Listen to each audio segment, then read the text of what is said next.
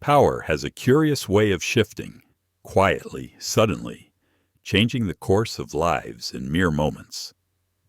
At Kingston Skyport, the largest and busiest airport in the Southeast, the morning crowd surged with energy. Beneath the sleek, glass-covered ceilings, the terminal echoed with boarding calls, the squeak of luggage wheels, and the low hum of tension that lingers in crowded places. In the midst of this ordinary chaos, a scene unfolded that would soon become the centerpiece of an investigation. A moment where arrogance clashed with grace, and where prejudice met a silent force far greater than ego. Near Gate 23, a woman stood alone, her gaze calm as she watched the planes dance across the runways. She wasn't flashy. Her steel gray blazer, pale linen blouse, and simple black flats were unremarkable by airport standards. Yet something about her made people glance twice. It was the quiet command in her posture, the effortless poise that spoke of experience, not entitlement. Her name was Naomi Ellison. Few people recognized her on sight, but within the aviation world, Naomi's name had begun to travel, subtly but with growing weight. She had recently been appointed the Deputy Director of the National Aeronautics Commission, NAC, a federal agency responsible for overseeing the safety, training, and operation standards of the entire civil aviation system. She was a woman who had earned her way up with grit, intellect, and unwavering calm.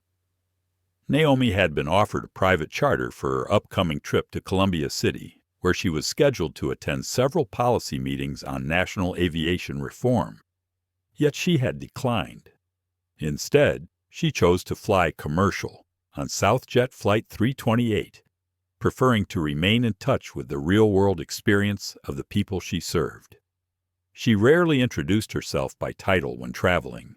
Over the years, she had learned that anonymity allowed her to observe the airline experience in its rawest form, unfiltered and unpolished.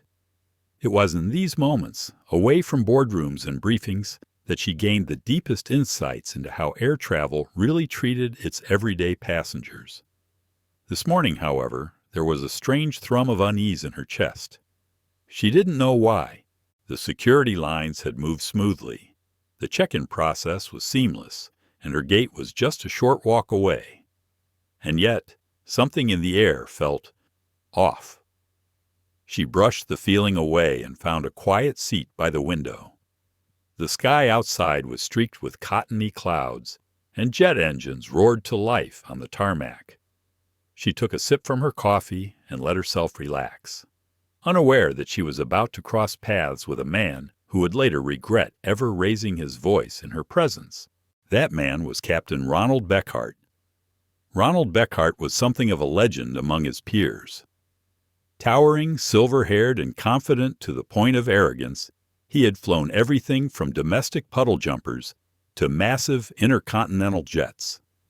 He liked to refer to himself as old school, a term he used to defend his rigid behavior and commanding presence. To some, he was a hero. To others, particularly the flight crews who worked under him, he was a problem no one wanted to address. He believed firmly in structure, authority, and discipline. In his mind, flying was not a service industry, it was a command. And he, the captain, was king of the sky.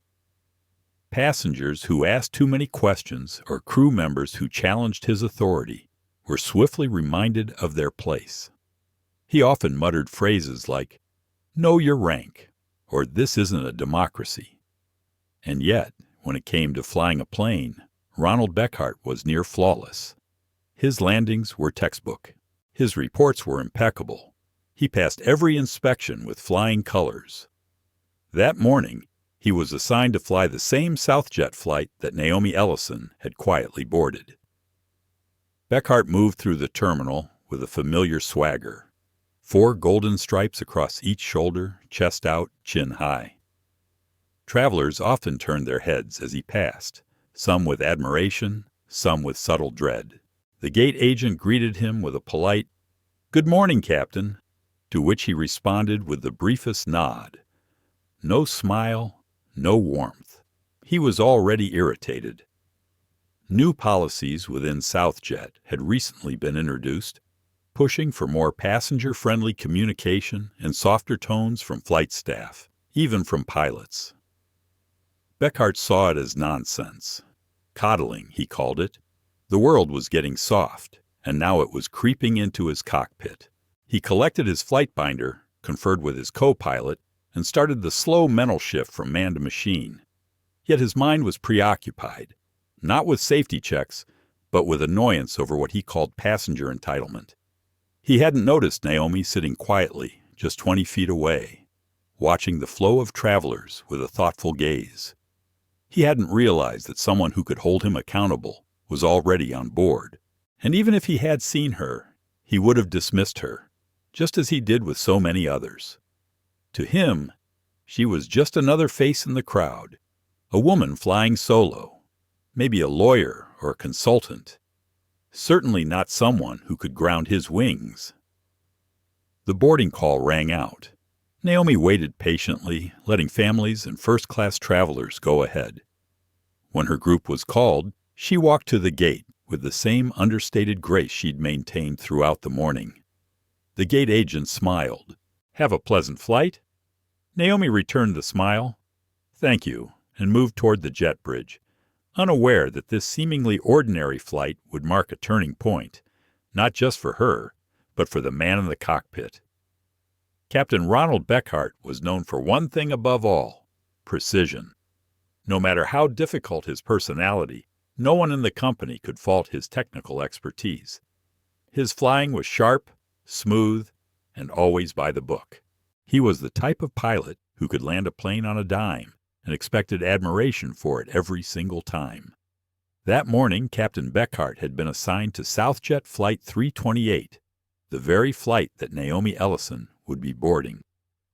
After a few days off following a transatlantic rotation, he was feeling rested and, for once, in relatively good spirits. Striding through Kingston Skyport, dressed immaculately in full pilot uniform, Beckhart drew attention like a magnet. Travelers turned their heads to glance at the polished shoes, the crisp navy suit, and the 4 golden stripes that marked his shoulders. "Good morning, Captain," a young gate agent greeted, nodding with deference as he passed. Beckhart offered only a barely perceptible tilt of his chin in return. That was his version of kindness, grudging acknowledgement. Every movement of his broadcasted confidence, even entitlement. He had grown used to people deferring to him, staff, attendants, even airport officials. In his mind, he had earned that respect through decades in the air. If others jumped to accommodate his needs, well, that was the natural order of things. Yet something quietly irritated him that morning. The airline had recently rolled out new passenger experience policies. Pilots were now expected to contribute to customer satisfaction scores, and metrics about onboard atmosphere were beginning to show up on performance reviews. Beckhart resented the entire initiative. To him, passengers didn't need to be catered to. They should be grateful simply for the opportunity to fly. That was enough. At the gate podium, he reviewed the flight documents with his co-pilot. Flight plan, weather updates, fuel checks. Everything looked routine. Boarding would begin in about 30 minutes. The day ahead seemed predictable.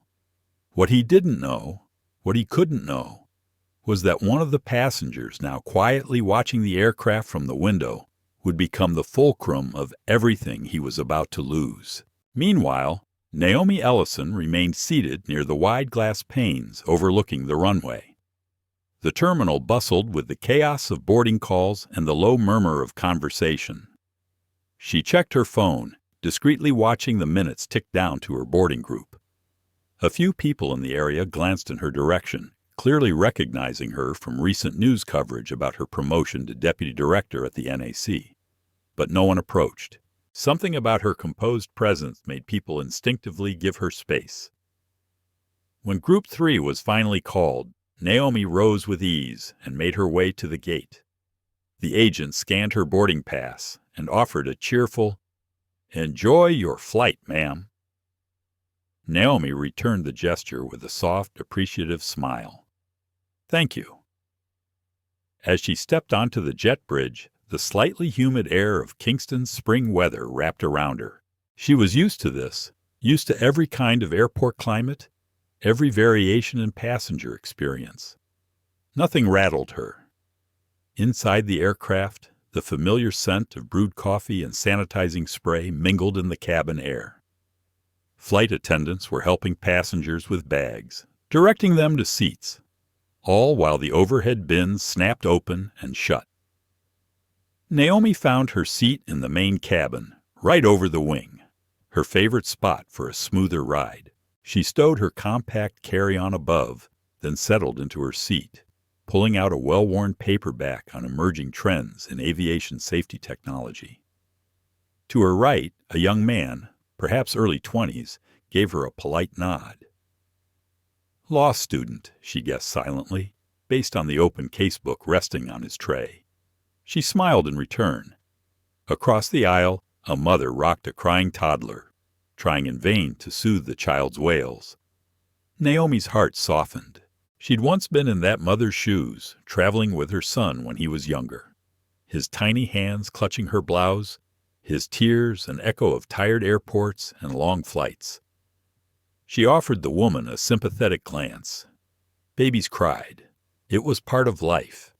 As the final passengers boarded and seat belts clicked into place, flight attendants began their usual safety demonstrations. Naomi followed along with mild interest, her mind already focused on the briefings awaiting her in Columbia City. It all felt routine until it didn't. A raised voice near the front of the cabin caught her attention. It was subtle at first. She couldn't make out the words, but the tension in the tone was unmistakable. A disagreement had broken out near first class. A woman arguing with a flight attendant. Naomi leaned ever so slightly to see. The woman appeared to be in her mid-50s, well-dressed but flustered. She was tugging at the handle of a rolling suitcase, pointing at the overhead bin. The attendant seemed to be explaining something, trying to defuse the tension. Then came the voice that changed everything. Authoritative, sharp, confrontational. "Ma'am, if you can't follow instructions, you may need to step off this flight," it barked. Naomi's head turned fully now. She caught her first glimpse of Captain Beckhart, who had stepped out of the cockpit, glaring at the woman as if she were a personal inconvenience rather than a paying customer. "I told you," he continued, "this isn't your personal storage space. You don't just shove bags wherever you feel like it. That's not how this works." The woman stammered an apology, trying to explain that a gate agent had assured her there'd be space. The flight attendant interjected, attempting to calm the situation, but the captain wasn't interested in reconciliation. He was lecturing. Naomi's brow furrowed. She had seen her share of onboard conflicts over bin space, but the captain's demeanor was unusually harsh. His tone wasn't about safety. It was about control, dominance. She caught the discomfort on the faces of nearby passengers. Whispers circulated. Eyes widened. The tension was spreading like static electricity through the cabin. And the flight hadn't even left the ground yet. From the front of the aircraft, a sharp cutting voice cracked through the tense cabin air like a whip. "If you can't follow basic instructions from my crew, you're welcome to step off this plane," snapped Captain Ronald Beckhart, his voice laced with irritation and superiority. "We are not your personal storage unit," he added, tone rising. "You can't just jam your luggage into any compartment you please." The woman, still struggling to recover from the earlier exchange, tried to explain. Her voice trembled as she said she had been told by the gate agent that space would be available. A nearby flight attendant made an effort to de-escalate the situation, but Beckhart was already worked up, rattling on about overhead bin etiquette and how passengers needed to learn the rules. From her seat, Naomi Ellison watched quietly, her brow furrowed.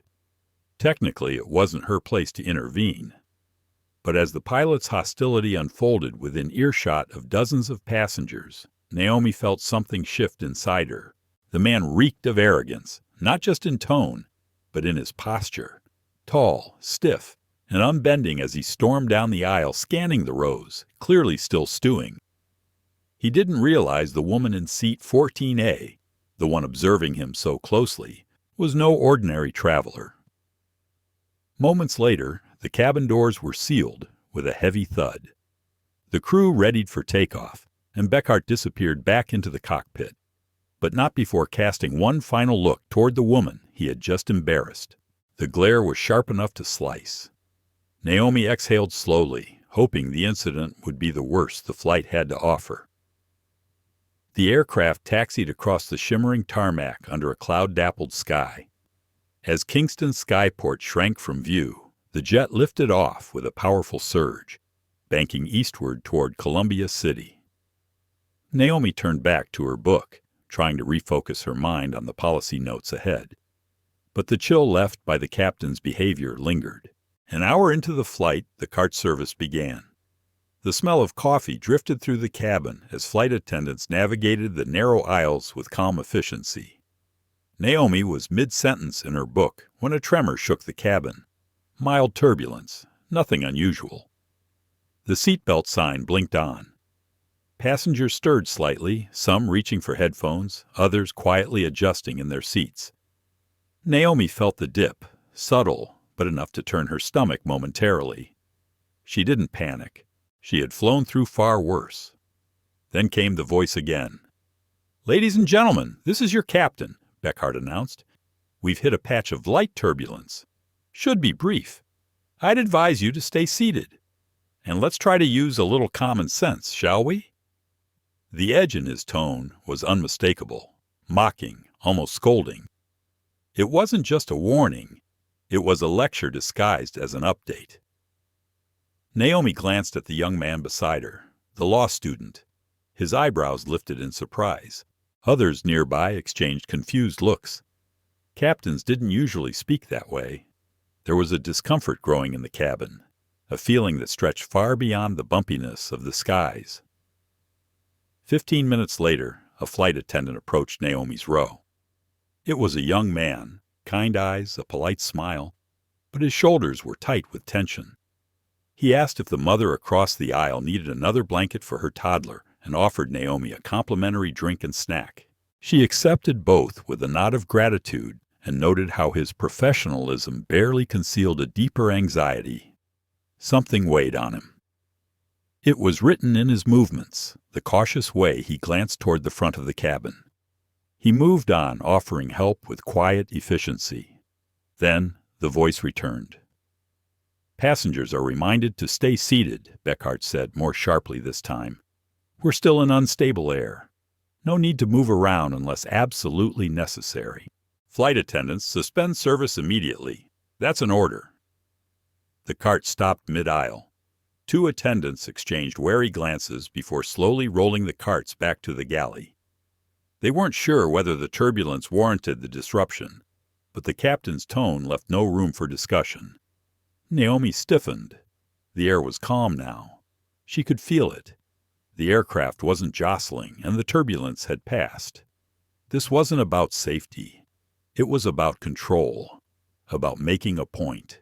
In all her years of flying, Naomi had seen countless captains handle bumps, delays, and minor incidents with grace and calm. But Beckhart was different. He wielded his authority like a hammer.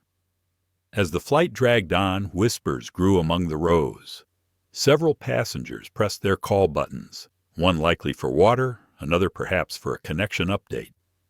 The attendants responded quietly, cautiously. They were clearly doing their best not to upset the balance. Naomi observed it all, the sense of unease now a quiet storm in her chest. The man in the cockpit wasn't just strict. He was using fear to command. And worse, he was doing so in plain sight, in front of passengers, crew, and, unbeknownst to him, the woman who had the authority to make sure it didn't happen again. She said nothing, not yet. But the tension in the air was no longer just from the sky. It was coming from him. The aircraft had now leveled into smooth cruising altitude, and the seatbelt sign clicked off with a faint ding. Passengers around Naomi Ellison stretched their legs and shifted in their seats, grateful for a moment of relief. A few made a beeline for the lavatories. Naomi decided to take the opportunity to refresh herself as well.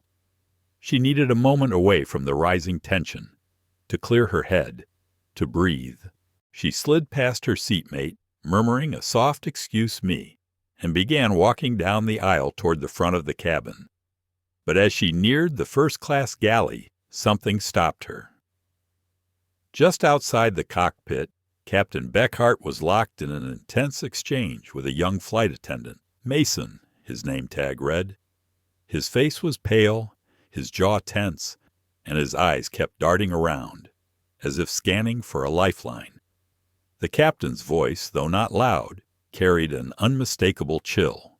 "I don't care what you think," Beckhart said in a low but commanding tone. "When I say stop service, you stop. Immediately. That's how command works. You don't get to question it." Mason did his best to stay professional. "Yes, Captain, I just thought—" "Don't think," Beckhart snapped. "Just do your job." Naomi instinctively slowed her steps.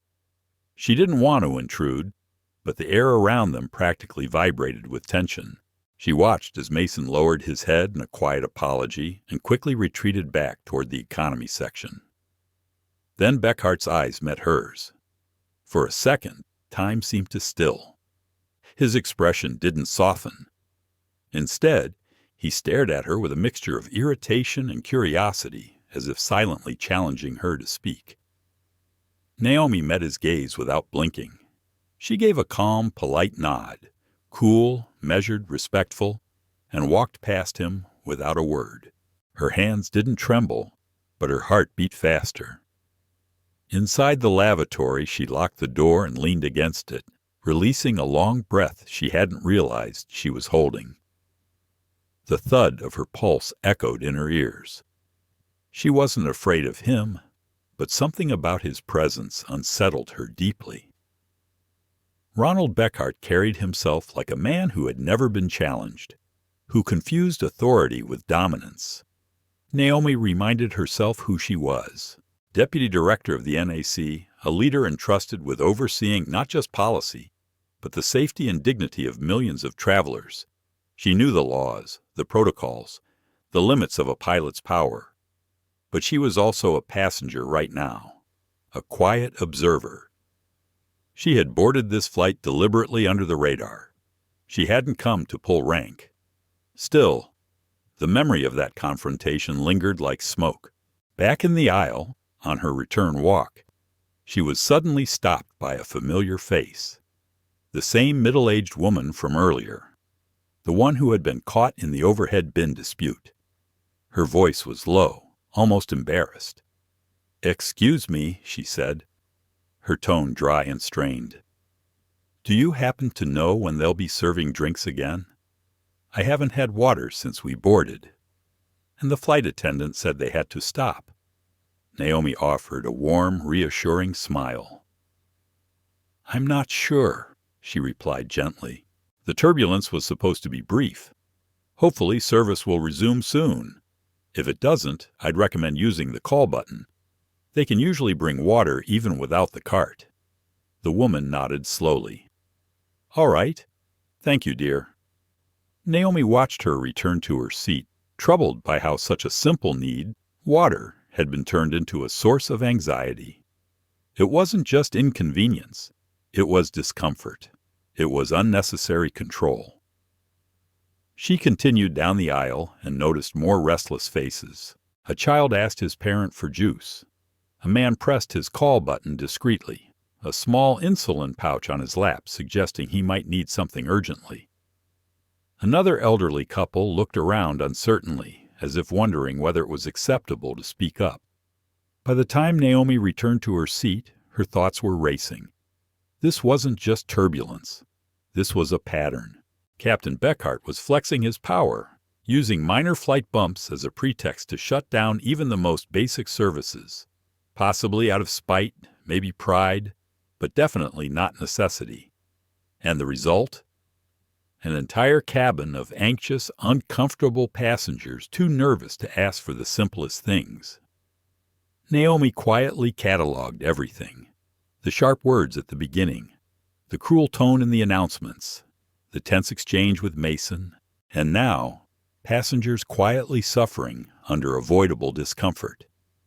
If things continued this way, she might not have the luxury of staying silent much longer, especially if the crew or passengers were put in a position where their safety or dignity was compromised.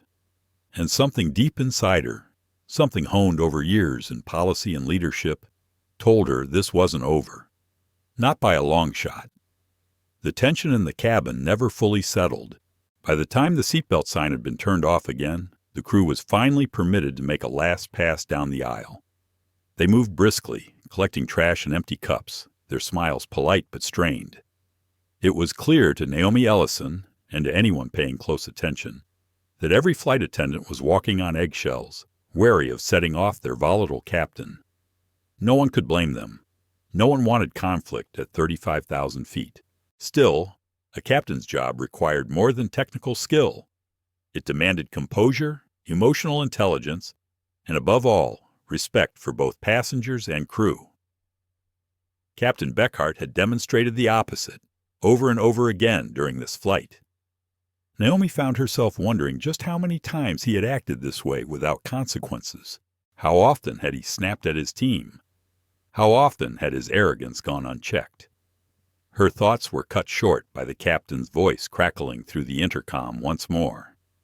"We're beginning our initial descent into Columbia City Regional," he said, tone clipped and cold.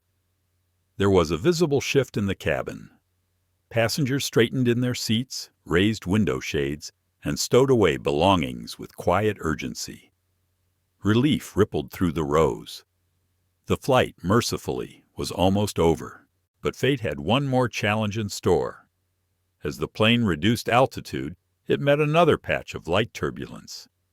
It wasn't severe, just enough to jostle the carts in the galley and make the passengers clutch their armrests a little tighter. The seatbelt sign lit up again. Beckhart's voice returned, his tone sharper than ever. Everyone remained seated, seatbelts fastened. We are experiencing a rough approach.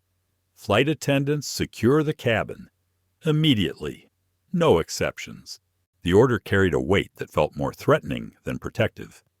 The plane dipped once, drawing a few startled gasps from the passengers. Naomi felt the drop in her stomach like a roller coaster lurching off track. But she remained calm. This wasn't about the turbulence anymore. It was about how the captain was choosing to speak, to command. Another jolt, then finally a steadying glide. Naomi gripped the armrests, her knuckles white, eyes steady. She saw Mason, the young flight attendant, rush down the aisle to check seatbelts. His face was flushed, movements tense. He was trying to be thorough, but it was clear he was under pressure, more from the man in the cockpit than the conditions in the sky. Overhead, bins rattled slightly, but nothing came loose. The plane held steady. "We'll be on the ground shortly," Beckhart's voice came again. "Please don't do anything foolish." The words were like a slap to the ears, condescending, harsh, unnecessary. Some passengers chuckled nervously. Others just stayed silent, eyes locked on the floor or ceiling, willing the flight to be over. Naomi sat frozen, her thoughts racing. She'd read hundreds of safety reports, dissected dozens of incident logs involving pilot behavior and cockpit communication breakdowns. She knew better than most that tension like this, unchecked emotional volatility in the cockpit, could erode good decision-making. It could lead to real danger and a genuine emergency. And now she had seen it up close. The plane touched down with a sudden thump and a long screech as the wheels kissed the runway. A few passengers clapped, half in relief, half out of reflex. The jet taxied toward the terminal, and when the seatbelt sign finally went off, a surge of movement erupted as travelers scrambled to gather their things and escape the oppressive cabin air. Naomi stayed seated. She needed a moment, needed to process what had just happened, needed to decide what she was going to do. At the front of the cabin, Captain Beckhart stepped out of the cockpit and took his place by the exit door. That in itself was unusual. Typically, flight attendants oversaw the departure, while pilots remained out of sight. But here he was, watching, observing, almost guarding the threshold. His jaw was clenched tight. His eyes scanned each person exiting the plane. When Naomi finally stood and joined the line, her heart thumped in her chest. She wasn't afraid of him, but she was considering whether now was the time to act, or if silence for the moment was the more powerful choice. As she approached, Beckhart's eyes snapped to her. The challenge was still there, simmering beneath the surface. She met his gaze without flinching. "Thank you for the flight," she said politely, her voice even and unreadable. He replied with a flat, "Have a good day, ma'am." But there was no sincerity in the words, just formality, just the bare minimum. Naomi gave him one last, restrained smile. Then she stepped off the plane, without looking back. Inside Columbia City Regional, the airport bustled with the familiar noise of rolling suitcases, overhead announcements, and families reuniting. Naomi moved purposefully through the crowd, her mind still replaying the flight. The emotion was hard to pin down. Anger, yes, but more than that. Disappointment, sadness, duty. Throughout the journey, she had remained quiet. She hadn't wielded her title or flashed her credentials. But now, with the flight behind her, the weight of her role as deputy director of the NAC pressed against her conscience. This could not be ignored. What she'd witnessed wasn't just a bad mood or a one-time lapse in judgment. It was a display of power used recklessly, a culture of fear imposed on both crew and passengers by someone who should have embodied trust in the skies. And Naomi Ellison had no intention of letting it slide. Though she had spent the entire flight as the quiet passenger in seat 14A, now that she was back on solid ground, Naomi Ellison's role as deputy director of the National Aeronautics Commission loomed large in her mind. She was no stranger to disciplinary action. Over the years, she had authored, approved, and enforced dozens of regulatory reforms. Policies aimed at enhancing passenger well-being, improving safety standards, and raising accountability across airlines. But rarely had she faced such blatant misconduct firsthand, especially from someone as critical to flight operations as the captain himself. Part of her wanted to let it go. Her schedule was packed: policy briefings, regulatory budget meetings, and a tightly managed agenda that left little room for detours. Investigating Captain Beckhart could spiral into a bureaucratic headache. With union protections in place, such complaints could drag out, spark internal resistance, or even political tension with airline leadership. But another part of her, stronger, steadier, knew the risks of silence. If men like Beckhart were left unchecked, the integrity of the entire aviation system would erode, piece by piece. At the baggage carousel, Naomi retrieved her small carry-on and dialed her assistant, Camilla Reyes, who was waiting near the terminal exit. Moments later, Naomi spotted her, dark curls pinned back in a tidy bun, tablet in hand, face lit with relief at seeing her boss arrive safely. "Ms. Ellison, welcome back. How was the flight?" Camilla asked, gently taking the bag from her. Naomi paused, scanning the area. Her voice lowered, tight and serious. "We need to talk," she said. "But not here." Camilla nodded immediately, her expression shifting. She followed Naomi out of the terminal, where a sleek black sedan was waiting. Once inside, with the doors closed and the world outside muted, Naomi exhaled sharply. And then she told her everything. From Beckhart's sharp, condescending announcements, to his aggressive outbursts, to the way he barked at the crew and created a tense, fearful atmosphere from takeoff to landing. She recounted her internal conflict, her desire to remain anonymous versus her duty to uphold standards that protect every traveler and worker in the air. Camilla listened intently, tapping notes on her tablet. That's unacceptable, she said quietly when Naomi finished. Do you want to submit an official incident report? Or would you prefer I escalate internally first? I'm not sure yet, Naomi admitted. I want to gather more information first. Pull flight records, talk to crew if possible, and find out if there's a history of complaints against him. But this can't be ignored. It wasn't just unpleasant. It was unsafe. Psychologically, if not physically. In a real emergency, that kind of tension could shatter crew coordination. Camilla nodded firmly.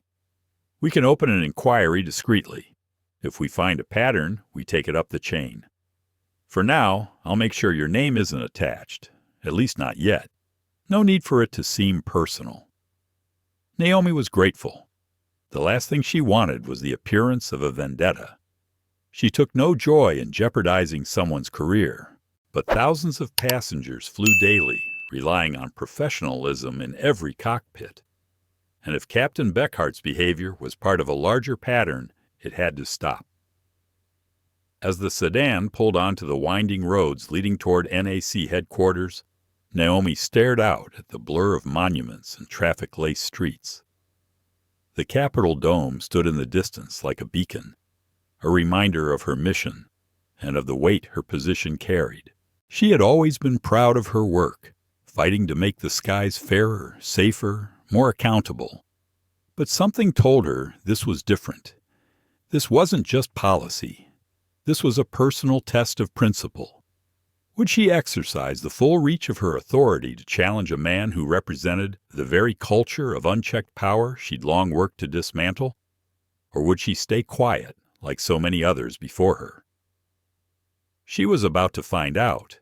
That afternoon, Naomi's first stop was a high-level roundtable at NAC headquarters, focused on proposed changes to in-flight safety training and crew mental health protocols.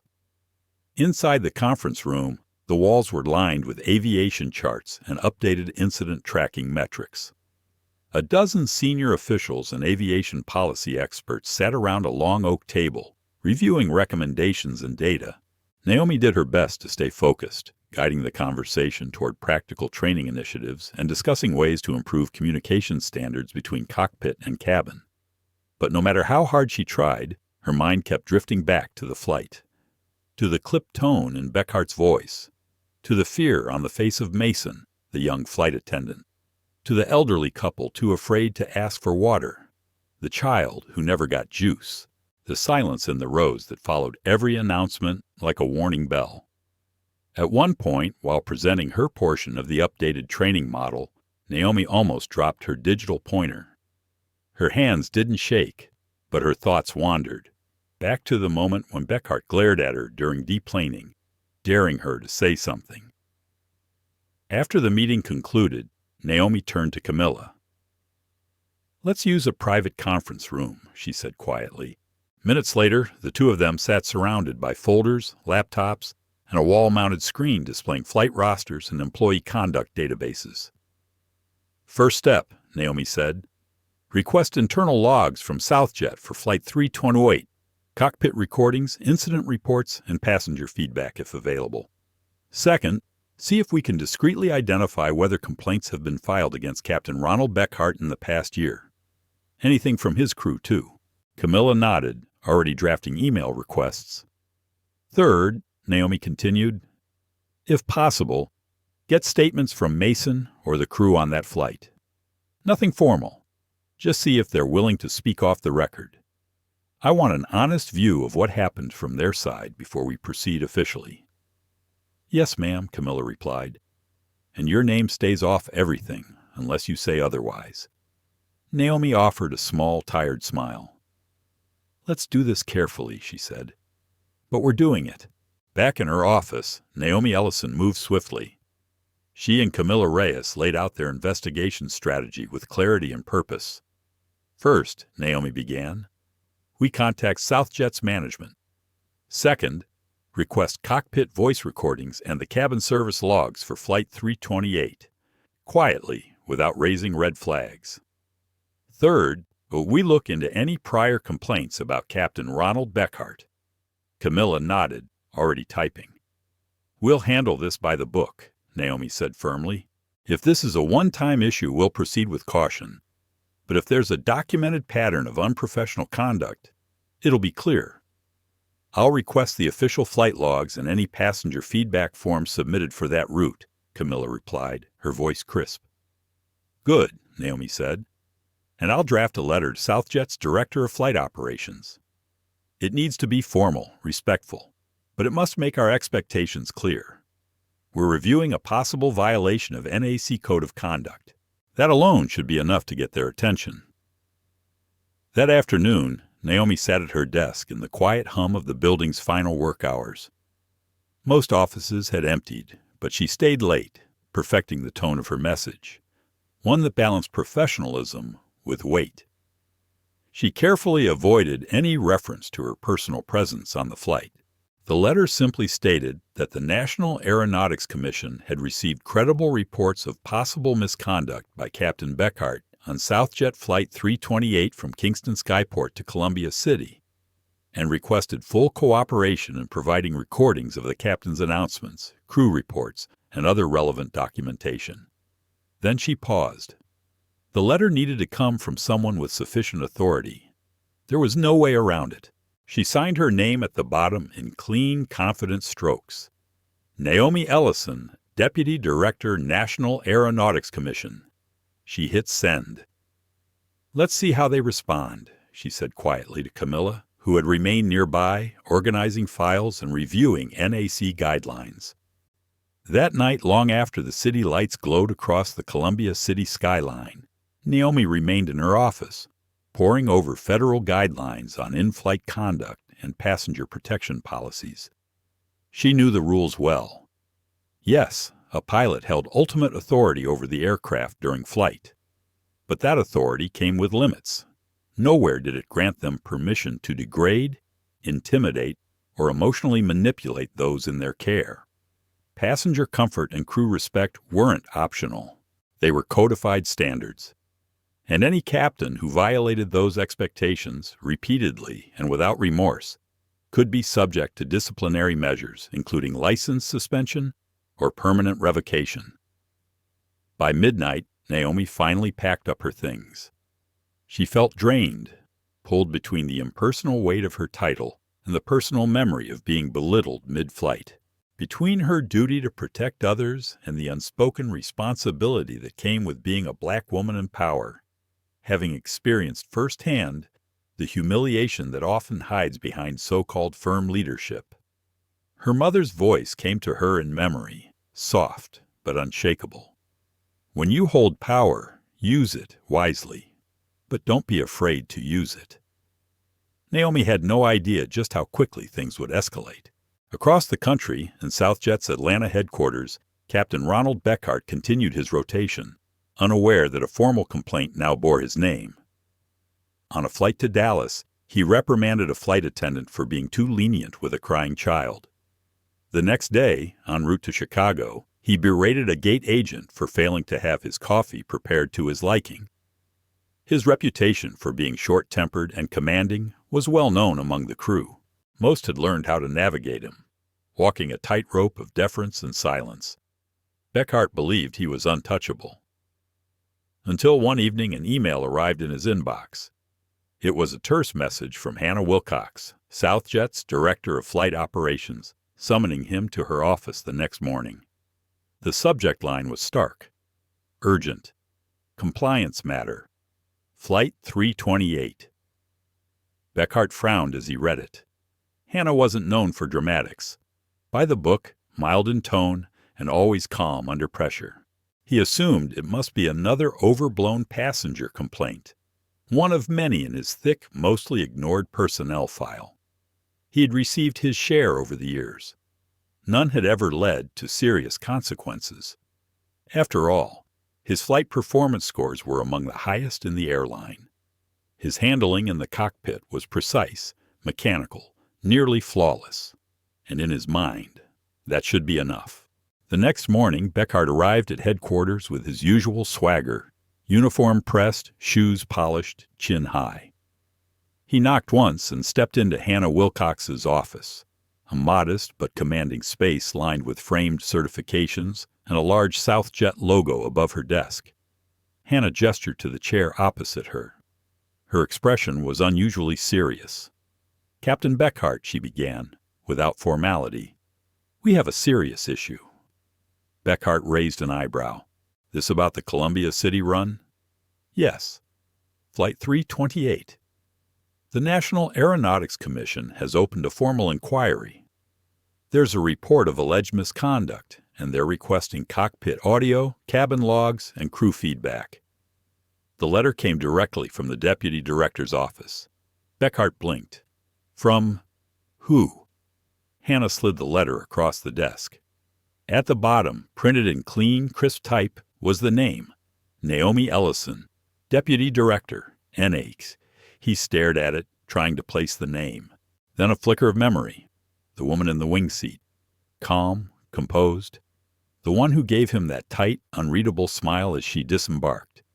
He hadn't thought twice about her. Now his chest tightened with an unfamiliar sensation. Real concern. "This has to be a mistake," he said, waving the letter slightly. "Passengers complain all the time." "I was doing my job. Keeping order." Hannah didn't respond with comfort. Her expression remained steady. "This isn't just a single complaint, Ron. They're treating this seriously. If their investigation finds this is part of a pattern, the consequences could be significant. You know what that means." He did. For the first time in years, Captain Beckhart realized he might actually be in trouble. "An inquiry has been opened into Southjet Flight 328, which you piloted," Hannah Wilcox said, her voice steady. "The complaint alleges serious misconduct." For the first time in their conversation, Captain Ronald Beckhart's smug expression faltered, but only for a second. Then he leaned back in the chair, attempting to dismiss it with a wave of his hand. "Passenger complaints come in all the time. I'll submit the standard response." Hannah didn't blink. Instead, she reached for a document on her desk and slid it toward him. "This isn't standard, Captain." The letter came directly from the Deputy Director of the National Aeronautics Commission. They're requesting cockpit audio, passenger feedback, and cabin service logs. We're required to comply in full. Beckhart's eyes skimmed the page. Naomi Ellison. The name rang no bells at first. Then something clicked. The calm, composed woman in the wing seat. The one who had nodded politely, said little, and watched everything. His pulse ticked up. Why would the NAC's number 2 care about a routine passenger issue? He muttered. "We don't know," Hannah replied, leaning forward, "but they're clearly taking it very seriously. The allegations suggest you publicly humiliated passengers and crew and created a hostile environment on board. If true, this could violate both federal aviation conduct standards and Southjet's internal code." Beckhart scoffed. "This is absurd. I was maintaining order. Passengers exaggerate. I kept the flight safe. That's what matters." "Ron," Hannah said, her voice firmer now, "those days are over. Captains don't get to rule their cabins like tyrants anymore. Flight attendants have rights. Passengers do too. The NAC has every right to investigate, and if they find cause, they can suspend your license. Or worse." He stiffened. "Terminate me? Over tone?" She sighed, rubbing her temple. "I know your technical skill, and I've respected it. But this isn't about landings or instruments. It's about how you treat people. If you want to protect your career, I suggest full cooperation. Give them your side. But don't assume this will disappear."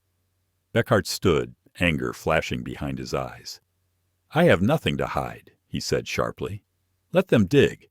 They won't find anything worth burning a career over." As he left her office, fists clenched and jaw locked, a chill prickled at the back of his neck.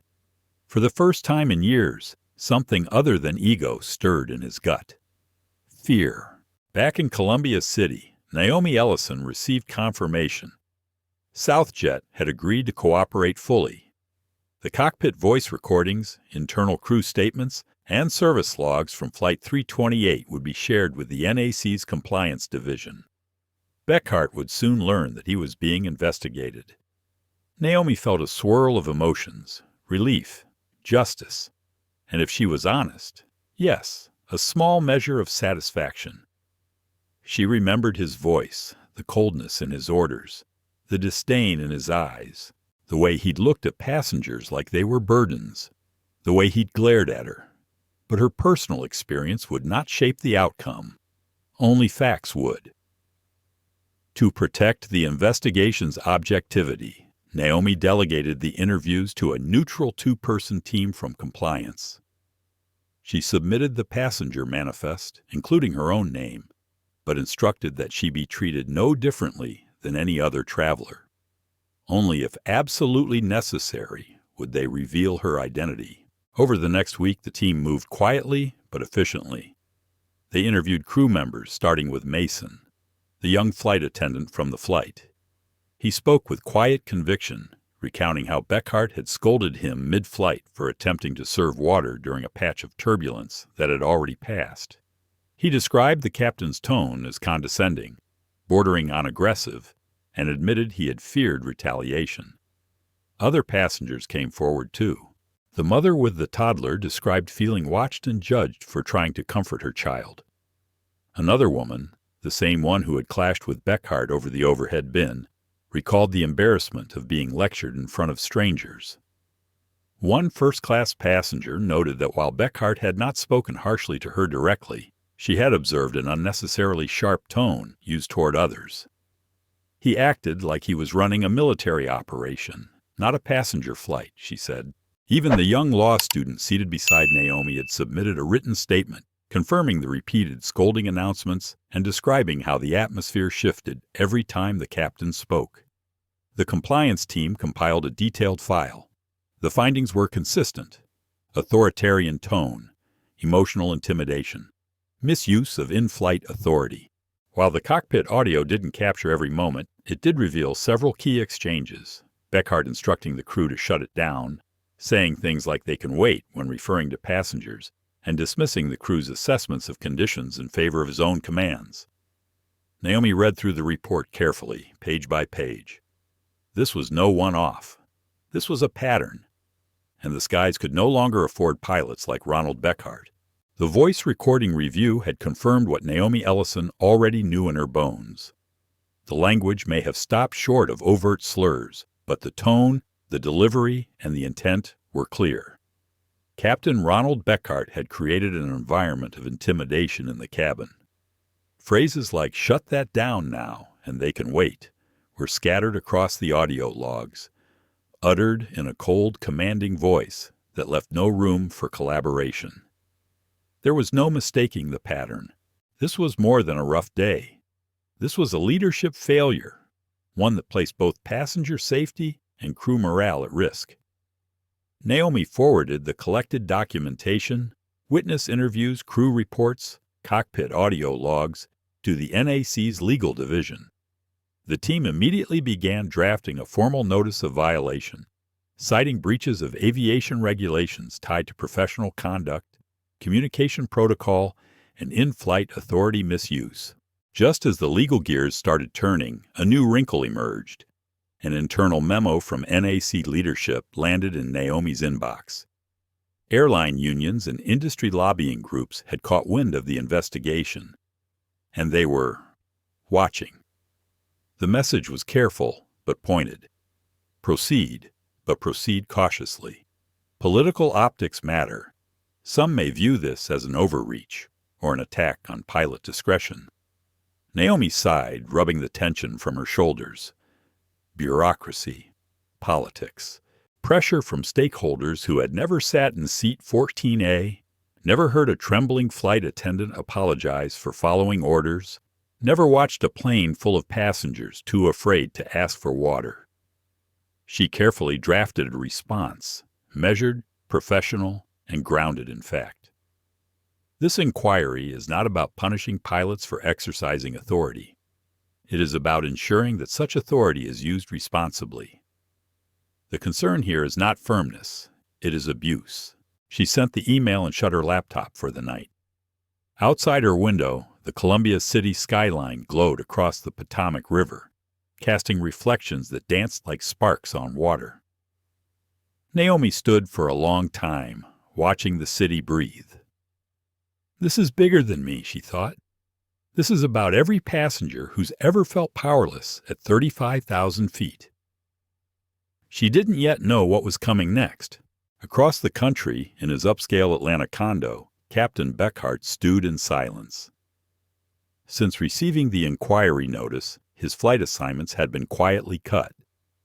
Officially, it was routine scheduling, but he wasn't fooled. They were grounding him. Every morning he awoke without a destination felt like a slap. For 25 years he had given his life to aviation.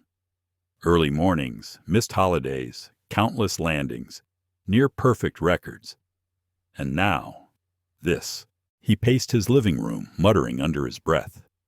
He had made a few discreet calls to union reps, to higher-ups he once flew with. Most gave him lukewarm reassurances, but no one offered real help. It's because of her, he finally hissed. This woman, Ellison, that name. It had appeared in the letter from NOC. Curious, restless, and increasingly bitter, Beckhart searched her online. It didn't take long to find a discussion thread in a professional aviation forum. Naomi Ellison, rising star at the NAC. Known advocate for stricter oversight. Champion for passenger rights and flight crew protections. His blood went cold. She had been on that flight. The woman who looked at him with such calm restraint. The one whose silence had unnerved him more than shouting ever could. She was evaluating me the whole time, he muttered.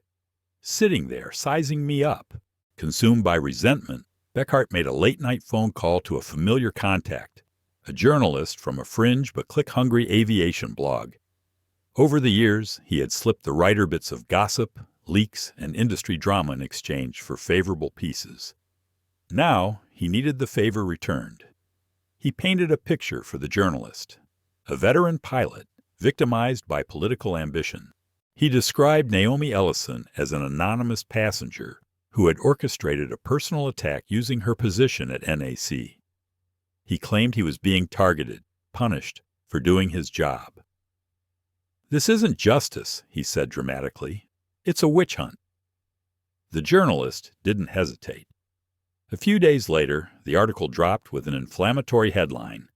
NAC official abuses power to punish veteran pilot. Justice or vendetta. The article painted Naomi as a bureaucrat with a grudge. It quoted an anonymous senior pilot, Beckhart of course, claiming that she had sabotaged him for asserting proper in-flight authority. It even hinted at reverse discrimination, weaponizing her identity as a woman of color and power. The piece exploded in niche aviation forums. Some readers immediately saw it for what it was, an angry man's deflection. But others latched onto it. The story spread fast, catching the attention of anti-regulation pundits, libertarian blogs, and airline union defenders who felt pilots were under attack. Suddenly, Naomi's name was trending in circles she'd never meant to enter. The headline continued to spread like wildfire across niche forums and fringe news aggregators. NAC official abuses authority to target veteran pilot. Justice or vendetta. The article insinuated that Naomi Ellison had a personal grudge against Captain Ronald Beckhart, subtly implying that her actions were fueled not by policy, but by identity. It hinted at reverse discrimination, emphasizing that Naomi was a black woman in a position of power, and that Beckhart was allegedly being punished for maintaining strict but necessary order in his cabin. The piece was light on facts, but heavy with insinuation. It rippled through aviation communities online, stirring arguments. Some readers saw through it instantly, calling it what it was, a smear campaign based on fear and ego. But others, particularly those who resented growing pressure on pilots to prioritize passenger experience, latched on to the narrative. Was Naomi overstepping her authority? Or was Beckhart an old-school professional under siege? Social media buzzed with hot takes. Hashtags appeared. Threads exploded with debates about power, politics, and race. Her name trended in forums she'd never participated in, and certainly never sought to dominate. When Naomi first saw the article, forwarded to her by a colleague, she stared at the screen in stunned silence. Her chest tightened. Even after years in public service, even with thick skin forged through regulatory fights, political debates, and public speeches, this one hurt. Deeply. Not because it was critical, but because it twisted the truth. She issued a measured public statement through the NAC press office, reaffirming the agency's commitment to impartial investigations. She did not mention her name in relation to the flight. She made no personal comments, just policy. Still, the damage was done. The truth had been buried beneath an avalanche of half-truths, assumptions, and biased speculation. And worse, it had shifted the focus away from Beckhart's documented misconduct and onto her. His gamble had worked, at least in part. To some, he now looked like a whistleblower. To others, a man unfairly maligned by a faceless bureaucracy. But Naomi knew the truth. This was not about Beckhart's professionalism. This was about his pride and his unwillingness to be held accountable. Over the following days, her inbox was flooded. Some messages came from strangers offering support, encouraging her to stand firm. Others were venomous, accusing her of ruining a man's career for tone, or exploiting her position for revenge. The public pressure grew so intense that NAC's executive leadership called a private meeting behind closed doors. The administrator himself, Gregory Lawson, led the discussion, flanked by senior legal advisors and communications staff. Naomi sat across from them, composed but exhausted. "Naomi," Lawson began, sliding a copy of the article across the polished table. "We've all read it. We're not halting the inquiry. But we must ensure absolute clarity, no perception of personal bias." Naomi straightened in her seat. "Understood, sir. I've remained removed from the investigation process since the initial record request. The compliance team has handled all interviews and evidence independently." One official, Susan Park, interjected. Her tone was blunt, her gaze sharp. "The article implies you were on the flight. Is that true?" Naomi hesitated only a moment. This was the test, the moment to hide or stand up. "Yes," she said. "I was on board, but I did not identify myself to the crew or to Captain Beckhart. I was traveling as a private citizen. However, what I witnessed firsthand matched reports submitted by passengers and staff. That's why I initiated the review." The room fell into silence. Lawson leaned back in his chair, arms folded. Then he nodded. "That's what I wanted to hear. Thank you for your honesty. As long as the facts support our course of action, we will continue. The NAC stands behind due process." Relief moved through Naomi like a slow exhale. Later that evening, as the city dimmed outside her office windows, Naomi called a meeting of her own with her division team, the people she trusted. She stood before them, facing the quiet weight of their eyes, and spoke with resolve. "I won't lie," she began. "These attacks sting, but they won't stop us from doing what's right. We're here to protect safety, dignity, and professionalism in the skies. That's our mission." Her voice grew stronger. "If Captain Beckhart is innocent, the evidence will prove that. But if he crossed the line, as so many accounts suggest, we have an obligation to act, no matter how loud the backlash." The room broke into soft, steady applause. Naomi left that night with renewed focus. This wasn't just about a flight, or a pilot, or an article. This was a test of leadership. And leadership, she reminded herself, isn't proven when things are quiet. It's forged when things are loud, unfair, and on fire. Meanwhile, back in Atlanta, Captain Beckhart's frustration reached a boil. His gamble had given him sympathy online, but inside SouthJet, his reputation was deteriorating. His partial leave remained in place. Colleagues grew distant. A few former crew members had even begun anonymously sharing their own stories. Desperate to shift public opinion further, Beckhart began posting under pseudonyms in aviation forums, fueling anti-regulation sentiments, attacking the NAC's credibility, and stoking doubt about Naomi's intentions. But for every supporter he gained, two more stepped away, shaken by the mounting evidence against him. The tide, slowly but surely, was turning. In the weeks following the media storm, public sentiment began to shift. As more former flight attendants came forward, sharing anonymous but detailed accounts of Captain Beckhart's history of verbal intimidation and condescending behavior, a clearer picture emerged. The early wave of sympathy he had garnered started to wane, replaced by a growing consensus. This wasn't about one flight. It was a pattern. The National Aeronautics Commission's legal team assembled the final pieces. The cockpit recordings, crew statements, passenger testimonials, and Beckhart's disciplinary history formed a damning narrative, one that painted him not as a misunderstood professional, but as a pilot who had long mistaken fear for leadership. The final step was a formal hearing, a chance for Beckhart to defend himself. The hearing room at NAC headquarters buzzed with quiet anticipation. The walls were a neutral gray. An American flag hung neatly in the corner, and a three-person review board sat at the front table, with folders stacked before them. Beckhart entered in full pilot uniform, accompanied by his union representative, still clinging to his bearing, but visibly strained. Naomi Ellison entered separately and sat quietly along the sidewall. Oh, she wasn't testifying, unless called, but she had every right to observe. The board opened with a clear summary of the charges: unprofessional conduct, creating a hostile work environment, and misuse of in-flight authority with potential risk to passenger and crew welfare. Beckhart's attorney argued that the situation had been misrepresented, that the turbulence had required stern communication, that Beckhart's tone had been misinterpreted under the pressure of an unpredictable flight. But then Mason, the flight attendant from SouthJet Flight 328, took the stand.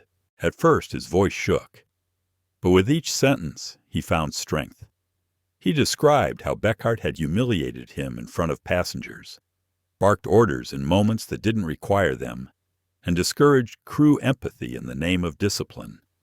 He spoke not with anger, but with honesty. Beckhart's lawyer attempted to undermine him, questioning his experience, but the board had already heard the tapes. Mason's account aligned with Beckhart's own recorded commands: cold, impatient, dismissive. After hours of testimony, the room was called into recess. Naomi stepped into the hallway, needing a breath of fresh air.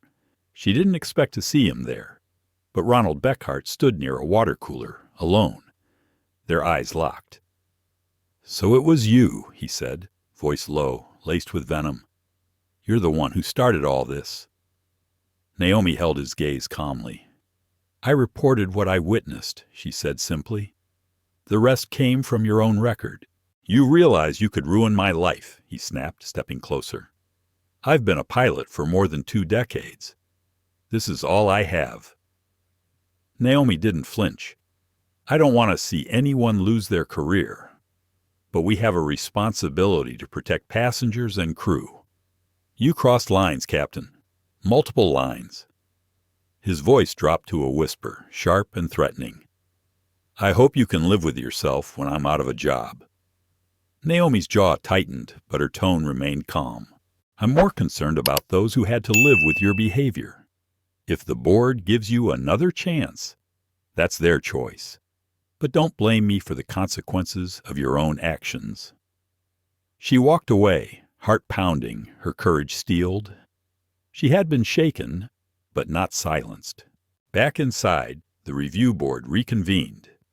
Their verdict: Captain Ronald Beckhart had engaged in repeated misconduct in violation of Southjet Airlines Code of Conduct and federal aviation guidelines.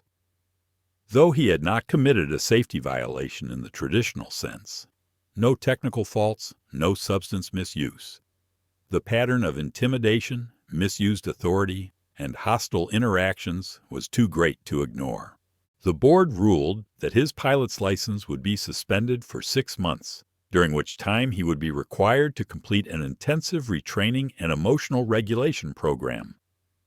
Failure to comply, or future misconduct, would result in permanent revocation. Beckhart's face flushed crimson. He opened his mouth, but his union rep placed a hand on his shoulder, silently urging restraint. He bit back whatever rage he wanted to unleash, rose stiffly, and stormed out of the room. Naomi sat still, her expression unreadable. But inside, she felt a wave of relief. The system had worked, not to destroy, but to protect. Outside in the hallway, Mason and a few other flight attendants huddled together, relieved but heavy-hearted. The young law student who had sat next to Naomi on the flight approached her quietly. "Thank you," he said, "for standing up. A lot of us felt powerless that day." Naomi smiled, touched. And when Mason finally made eye contact, his voice barely above a whisper, he added, "Thank you, Ms. Ellison, for taking this seriously." She nodded, feeling the weight of their trust settle over her, not as a burden, but a call. As she stepped out into the late afternoon light, the Columbia City skyline glinting in the distance, Naomi paused at the steps of the NAC building. This wasn't about winning. It was about protecting people. Justice, she thought, isn't about bringing someone down. It's about raising the standard we all deserve. One flight, one pilot, one woman unwilling to stay silent. Their paths had crossed in the skies, but the story that followed had reshaped more than just a disciplinary file. It left a mark on the entire aviation community. Captain Beckhart now faced the consequences of his unchecked arrogance, his license suspended, his reputation scarred, and Naomi Ellison stood tall as a quiet force of courage and integrity. She had never sought vengeance, only accountability, and she brought it, gracefully, powerfully, for the good of all.